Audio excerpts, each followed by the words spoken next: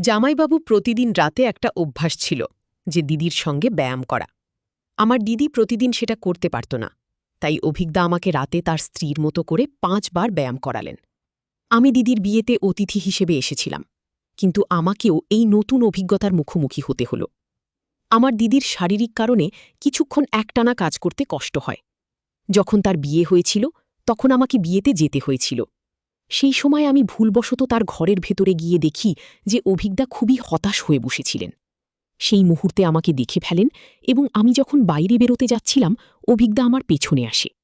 তারপর তিনি বলেন, তোমার দিদির শারীরিক কারণে বেশিক্ষণ ব্যায়াম করতে পারি না, কিছুক্ষণের মধ্যে ক্লান্ত হয়ে পড়ে। এখন থেকে তুমি আমার সঙ্গে ব্যায়াম করবে। আমার নাম রিয়া। আমি একজন সুন্দরী 17 বছরের যুবতী মেয়ে এবং আমার দিদির নাম সীমা। সে আমার থেকে 5 বছরের বড়। যখন সে 22 বছর বয়সে পৌঁছেছিল তার বিয়ে হয়ে গেল।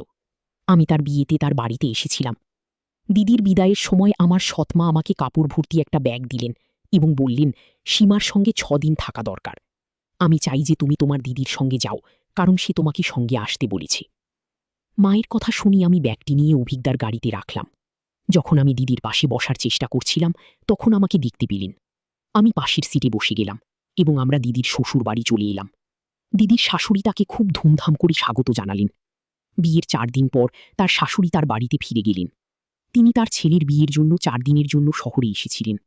4 দিন কেটে গেল এবং সবকিছুই ভালোভাবে সম্পূর্ণ হল। যখন আমি আমার বাড়িতে ফিরে আসতে যাচ্ছিলাম তখন দিদি বলল, তুমি কিছুদিন এখানে থাকতে পারো। আমি কিছুক্ষণ অপেক্ষা করলাম। তারপর অভিজ্ঞা এসে বললেন, যদি তোমার কোনো অসুবিধা না হয় তাহলে কিছুদিন আরও এখানে থাকো। আমি এটা মেনে নিলাম এবং আমার মাও এটি খুশি হলেন।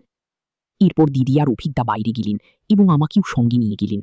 আমি তাদের জড়ি দেখে খুব আনন্দিত হলাম। অভিজ্ঞার শরীর সাধারণ ছিল এবং দিদি ভারী ছিলেন। রাতে দিদি আমাকে খাবারের প্যাকেট দিলেন, কিন্তু আমার খিদে লাগেনি। আমি সেটা রান্নাঘরে রেখে নিজের ঘরে চলে গেলাম। তারপর হঠাৎ করে দিদির ঘর থেকে অদ্ভুত শব্দ শুনতে পেলাম। আমার কৌতূহল জাগল এবং আমি সেখানে গিয়ে উকি দিলাম। দেখি অভিজ্ঞা দিদির পাশে বসে আছেন, কিন্তু দিদি গভীর ঘুমে ছিলেন। মনে হলো অভিজ্ঞা চিন্তিত মনে বসেছিলেন। তাদের দেখে আমার মনে একটু খারাপ লাগলো, কারণ হয়তো অভিজ্ঞা দিদির কাছ থেকে সবকিছু পাচ্ছেন না যা তিনি চাইছিলেন। পরের দিন রাতে আমি আবার তাদের দেখলাম।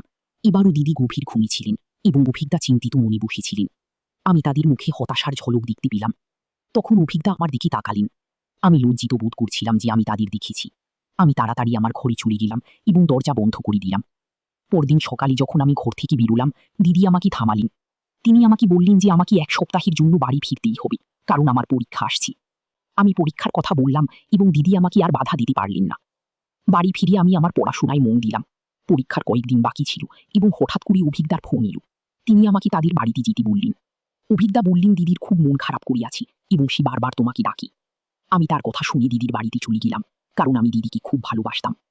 যখন আমি তাদের বাড়িতে গেলাম সেখানে সবকিছু খুব শান্ত ছিল। এক রাতে মজা করতে করতে আমি অভিজ্ঞার কাছে গিয়ে আর জিজ্ঞাসা করলাম, দিদি ব্যায়াম করতে পারছি কিনা। ভাবছিলাম দিদি একটু রাগ করবে আর পরিবেশ হালকা হবে, কিন্তু তার বদলে দিদি আমার দিকে খারাপ চোখে দেখলেন এবং রান্নাঘরে চলে গেলেন। কিছুক্ষণ পর আমি দেখি যে অভিজ্ঞা বাইরে বসে আছেন। আমি তার পাশে গিয়ে জিজ্ঞাসা করলাম, সব ঠিক আছে তো অভিজ্ঞা? তিনি কোনো উত্তর দিলেন না এবং আমার হাত ধরে আমাকে তার ঘরে নিয়ে গেলেন। তিনি কিছু দেখানোর চেষ্টা করলেন, কিন্তু আমি বুঝতে পারলাম না। পরদিন আমি স্নান করতে গেলাম। তখন হঠাৎ থেকে পানি আসা বন্ধ হয়ে গেল। আমি দিদিকে ডাকতে লাগলাম, কিন্তু তার মন শুধুই মোবাইলে ছিল। আমি দরজায় নক করলাম এবং যখন দরজা খুললাম তখন আমি অভিজ্ঞার মুখোমুখি হলাম। আমার গায়ে পোশাক পুরোপুরি ছিল না। আমি বললাম, অভিজ্ঞা, পানি আসছে না। তিনি তাড়াতাড়ি একটি বালতি পানি এনে দিলেন।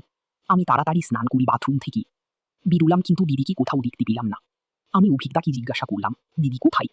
তিনি বললেন, দিদি অফিসের কাজের জন্য বেরিয়ে গেছেন। আমি রাতে এই বিষয়ে কিছু বললাম না। পরদিন দিদি বাড়ি ফিরে এলো। আমি তাকে জিজ্ঞাসা করলাম, তুমি কেন আগে বলোনি যে তুমি ইন্টারভিউ দিতে যাচ্ছ? দিদি বলল, তোমার এখনো সেই বয়স হয়নি যে তোমাকে সব বলবো। এটা আমার বাড়ি, আমি যা চাই তাই করব। তার কথাই আমার খুব রাগ হলো, আর আমি বললাম, তোমার আর চাকরি খুঁজতে হবে না, তোমার আসল দায়িত্ব তোমার বাড়িতে। তুমি অকারণে অন্য কাজ করছো। দিদি আমাকে বলল, তোমার মনে হচ্ছে তুমি আমার চেয়ে আমার স্বামীর বেশি খেয়াল রাখছো, তাহলে তুমি তার খেয়াল রাখো। তার কথায় আমার একটু রাগ হয় এবং তিনি তার ঘরে চলে গেলেন। আমাদের মধ্যে মতবিরোধ চলছিল, আর তখনই অভিজ্ঞা ঘরে ঢুকলেন। তিনি বললেন, রিয়া, এখন তুমি কি করছো? আমি বললাম, আমার দিদি খুব রেগে আছে। অভিজ্ঞা আমাকে সান্ত্বনা দিলেন এবং বললেন, তুমি সীমার কথা মাথা ঘামিও না, এখন তাকে একা ছেড়ে দাও। তোমাকে আমার জন্য এই বাড়িতে থাকতে হবে।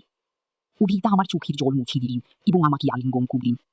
তার আলিঙ্গনে আমি কিছুটা শান্তি অনুভব করলাম। এরপর আমি সারা রাত প্রেমের গান শুনতে লাগলাম, আর আমার মোবাইলে সব কাবিলির রিলস আসতে লাগলো। এই রিলগুলো আমার মনকে আরো বেশি প্রভাবিত করতে লাগলো। আমি সারা রাত অভিজ্ঞতার কথা ভাবতে লাগলাম। পরদিন সকালে আমি দেখি দিদি রেগে গিয়ে অফিসের জন্য বেরিয়ে যাচ্ছি। এখন দিদির নতুন চাকরি হয়েছে। দিদি ও অভিজ্ঞতার মধ্যে কিছু মতবিরোধ দেখা দিল। আমি বুঝতে পারলাম তাদের মধ্যে সমস্যা তৈরি হচ্ছে। তাই আমি সিদ্ধান্ত নিলাম যে রাতে আমি তাদের ঘরের দিকে একটু নজর দিব। আমি দেখতে চাইছিলাম তাদের মধ্যে এই চিন্তার কারণ কি।